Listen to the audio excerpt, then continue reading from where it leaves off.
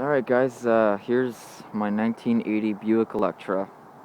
Now you guys haven't seen this one yet, for those of you that are following my 1981 Buick Park Avenue, the brown one. But this one's on the road now for the first time in 15 years. It was parked at 82,900 kilometers 15 years ago. I just put 400 kilometers on it since the last 2 weeks. I just insured it 2 weeks ago. Gave it a tune-up, some TLC, and she's good to go. Nice old GM car, you know, all metal, all chrome, and this one's in really good shape. You know, few minor surface rust spots on the paint. It's the original paint. Local car from North Vancouver, BC.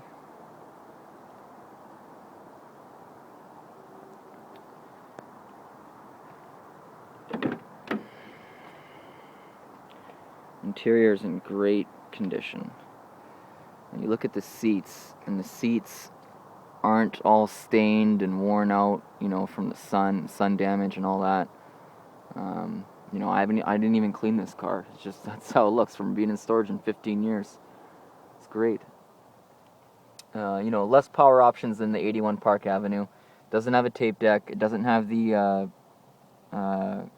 touchscreen climate control that my 81 has.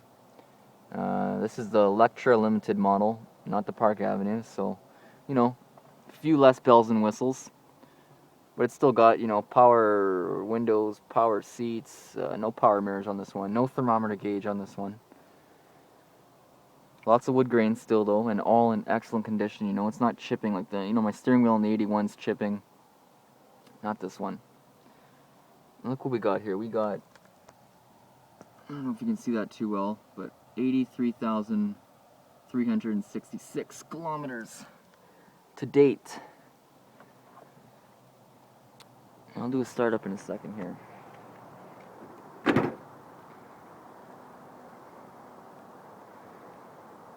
I took the hubcaps off. I have them at home.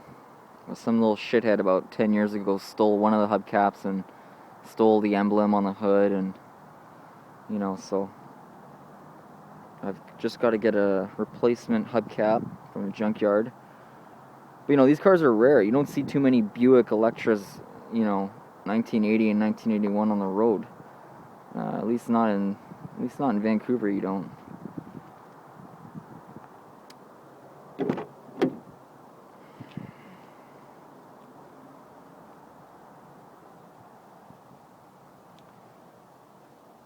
Headliner was sagging, so I just took some push pins and you know, kind of pillow topped it for now, while I get the heater and do it properly. It's an easy way to fix a headliner. I think the push pins, $2, it's fixed.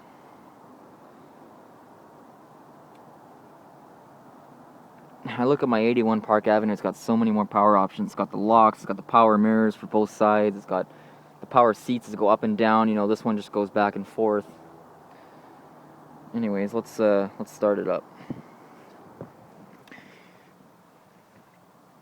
It's not really a real cold start because I had it running for a few minutes just a second ago.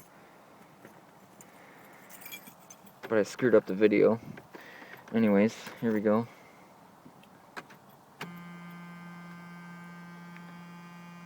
I guess it was until 1980 that it made this annoying sound, because my 81 doesn't do that. There we go. Now she's warm.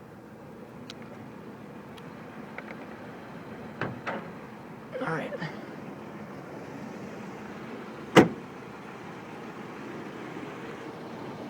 This one has the 307 motor, I believe, not the 350.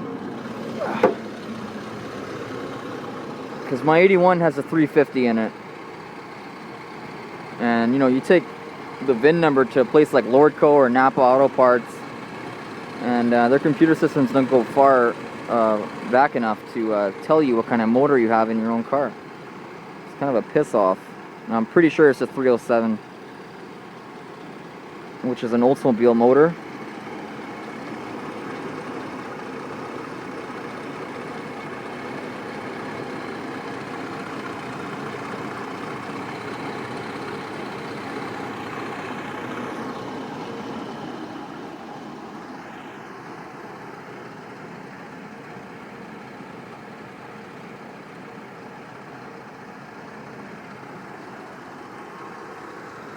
Anyways, guys, just doing a quick update here. I'll get a better one going here when I get my GoPro out. Just the computer's down right now, so I'm just doing this one off my iPhone. But I'll keep you guys posted.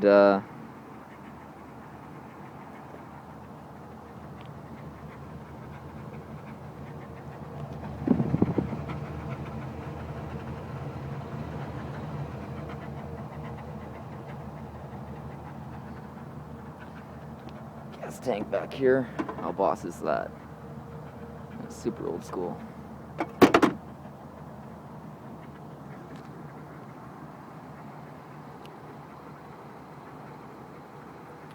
Alright guys, thanks for watching.